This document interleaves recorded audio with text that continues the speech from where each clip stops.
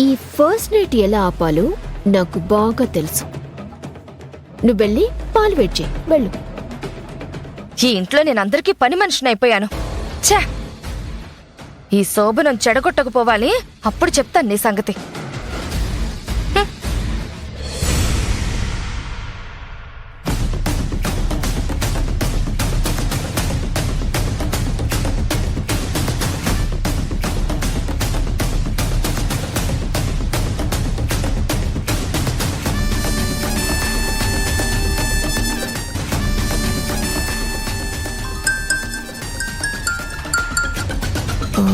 Hello madam, నేను మీ ఇంటి అనుకున్నాను మేడం.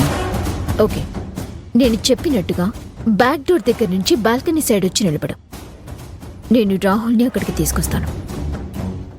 అతను నిన్ను గమనించేలా నువ్వు తడబడుతూ అనుమానంగా కనపడాలి.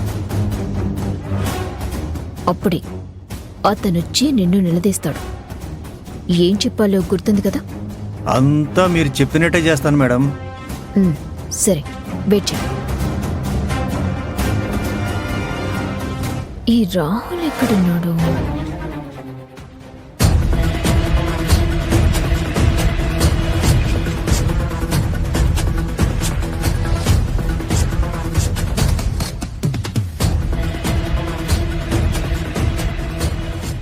ఇంట్లో జరిగేది ఏదీ నాకు నచ్చడం లేదు. కానీ ఈ విషయం అమ్మతో ఎలా చెప్పాలో నాకు అర్థం కావట్లేదు. నాలో నేను నలిగిపోవాల్సి వస్తుంది. రాహుల్, నీతో కొంచెం మాట్లాడాలి. ఇలా రా.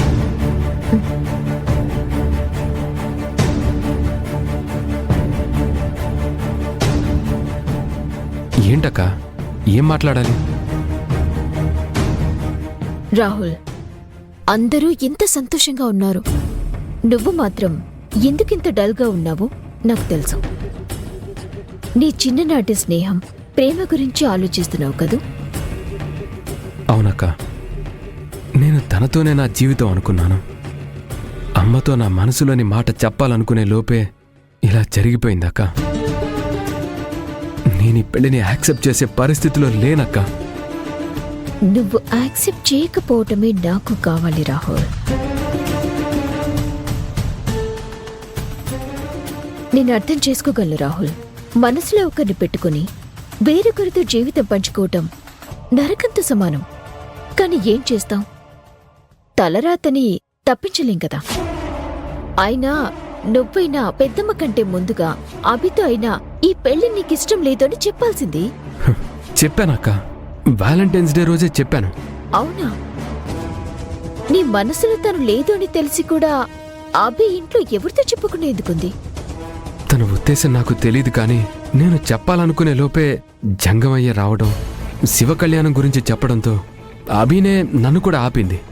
అవునా? అంటే అభి నిన్ను కావాలని ఆపుండదులే. మేబీ తను నిదానంగా చెబుదామనుకుని ఉంటుంది. కానీ ఇలా జరుగుతుందని తను కూడా ఎక్స్పెక్ట్ చేసుండదు. సరేలే, జరిగిందేదో జరిగిపోయింది. ఎలాగో పెళ్లి జరిగిపోయింది కాబట్టి కాస్త కాంప్రమైజ్ అవ్వు రాహుల్, తప్పదు. నీ మంచి కోసమే చెప్తున్నాను, అర్థం చేసుకో. నువ్వు మంచివాడివి, నీకంతా మంచి జరుగుతుంది.